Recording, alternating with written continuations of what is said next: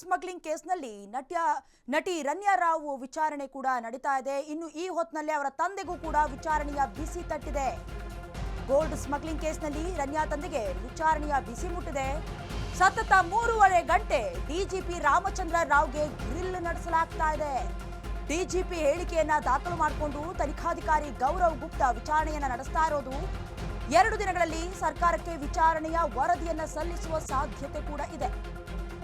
ರಾಮಚಂದ್ರ ವಿರುದ್ಧ ವರದಿಯನ್ನ ಸಲ್ಲಿಸುವ ಸಾಧ್ಯತೆ ಕೂಡ ಇದೆ. ಸತತವಾಗಿ 3.5 ಗಂಟೆ ರಾಮಚಂದ್ರ ರಾವ್ನ ಗ್ರಿಲ್ ಮಾಡಲಾಯಿತು. 2 ದಿನಗಳಲ್ಲಿ ಸರ್ಕಾರಕ್ಕೆ ಏನೇನು ವಿಚಾರಣೆಯಲ್ಲಿ ಬಾಯಿ ಬಿಡ್ತಾರೆ, ಅಥವಾ ಇವರ ಅಧಿಕಾರವನ್ನ ದುರುಪಯೋಗ ಪಡ್ಕೊಂಡಿದ್ರಲ್ಲ ಅವರ ಮಗಳು, ಇವರು ಸಪೋರ್ಟಿವ್ ಆಗಿ ಇದ್ರ ಅಥವಾ ಇಲ್ವಾ, ಯಾವ ವಿಚಾರವೂ ಕೂಡ ಇವರ ಗಮನಕ್ಕೆ ಬಂದಿರಲಿಲ್ವಾ, ಎಲ್ಲವನ್ನು ಕೂಡ ರಿಪೋರ್ಟ್ ಮಾಡಿಕೊಂಡು ಕೇವಲ 2 ದಿನದಲ್ಲಿ ಸರ್ಕಾರಕ್ಕೆ ಕೂಡ ವರದಿ ಸಲ್ಲಿಸುವ ಸಾಧ್ಯತೆ ಇದೆ. ಪ್ರಮುಖವಾಗಿ ಕೇಂದ್ರ ಸರ್ಕಾರದಿಂದಲೇ ತನಿಖೆಗೆ ಆದೇಶ ನೀಡಿರೋದ್ರಿಂದ ರಾಮಚಂದ್ರ ವಿರುದ್ಧ ಪ್ರೋಟೋಕಾಲ್ ದುರ್ಬಳಕೆ ಆರೋಪ ಕೂಡ ಕೇಳಿ ಬರ್ತಾ ಇತ್ತು. ಹಾಗಾಗಿ ತನಿಖೆ ನಡೆಸಿ ವಾರದಲ್ಲಿ ವರದಿಯನ್ನು ನೀಡೋದಕ್ಕೆ ಸರ್ಕಾರ ಸೂಚನೆ ನೀಡಿದೆ. ಇನ್ನು ಸದನದಲ್ಲಿ ಇವತ್ತಾದ್ರೂ ಹೆಸರನ್ನ ಹೇಳ್ತಾರ ಯತ್ನಾಳ್ ಅಂತ.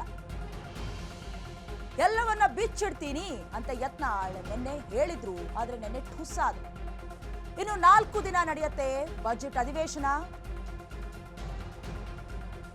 ಈ 4 ದಿನದಲ್ಲಾದ್ರೂ ರಹಸ್ಯವನ್ನ ಯತ್ನಾಳ್ ರಿವೀಲ್ ಮಾಡ್ತಾರಾ ನೋಡ್ಬೇಕು, ಅಥವಾ ಹಿಂದೆ ಸ್ಫೋಟವಾಗುತ್ತಾ ಬಂಗಾರದ ಬೇಡಗಿ ಬೆನ್ನಿಗೆ ನಿಂತಹ ಪ್ರಭಾವಿಯ ಹೆಸರು ಯಾವುದು ಅನ್ನೋದನ್ನ ಬಟಾಬಯಲು ಮಾಡ್ತಾರ ಅಂತ. ಸದನದಲ್ಲೂ ಕೂಡ ಯತ್ನಾಳ್ ಅವರು ಏಕಾಏಕಿಯಾಗಿ ಆ ಪ್ರಭಾವಿಗಳ ಹೆಸರು ನನಗೆ ಗೊತ್ತು ಅಂತ ಹೇಳಿದ್ರು. ಇನ್ನು ಇದಕ್ಕೆ ಪ್ರಿಯಾಂಕ್ ಖರ್ಗೆ ಅವರು, ರಾಮಲಿಂಗಾರೆಡ್ಡಿ ಅವರು ಕೂಡ ಗೊತ್ತಿದ್ರೆ ಹೇಳ್ಬಿಡಿ ಅಂತ, ಸೇರಿದಂತೆ ಮಧು ಬಂಗಾರಪ್ಪ ಅವರು ಕೂಡ ಯಾರ ಹೆಸರು ಗೊತ್ತಿದ್ರೆ ಹೇಳಿದ್ರೆ ಒಳ್ಳೇದಲ್ವಾ ಅಂತಾನೆ ಹೇಳಿದ್ರು. ನಂತರದಲ್ಲಿ 4 ದಿನ ಏನು ಅಧಿವೇಶನ ನಡೆಯುತ್ತೆ, ಈ 4 ದಿನದಲ್ಲಾದ್ರೂ ಯತ್ನಾಳ್ ಅವರು ಬಾಯಿ ಬಿಡ್ತಾರಾ, ಅಥವಾ ಬಂಗಾರದ ಬೆಡಗಿ ಬೆನ್ನಿಗೆ ಪ್ರಭಾವಿಗಳು ನಿಂತಿರೋರು ಯಾರು, ರಾಜಕಾರಣಿಗಳು ಯಾರು, ಆ ಹೆಸರು ಗೊತ್ತಿದ್ರೆ ಯತ್ನಾಳ್ ಹೇಳ್ತಾರ ಅಂತ ಮುಂದುವರೆದು, ಇದ್ರ ಜೊತೆಗೆ ಇವತ್ತು ಅವರ ತಂದೆಯವರ ವಿಚಾರಣೆ ಕೂಡ ನಡೀತಾ ಇರೋದ್ರಿಂದ, ಗೌರವ್ ಗುಪ್ತಾ, ಡಿಐಜಿ ವಂಶೀಕೃಷ್ಣ ನೇತೃತ್ವದಲ್ಲಿ ವಿಚಾರಣೆ ನಡೀತಾ ಇರೋದ್ರಿಂದ 2 ದಿನದ ಒಳಗೆ ರಿಪೋರ್ಟ್ ಸಲ್ಲಿಸುವ ಸಾಧ್ಯತೆ ಕೂಡ ಇದೆ.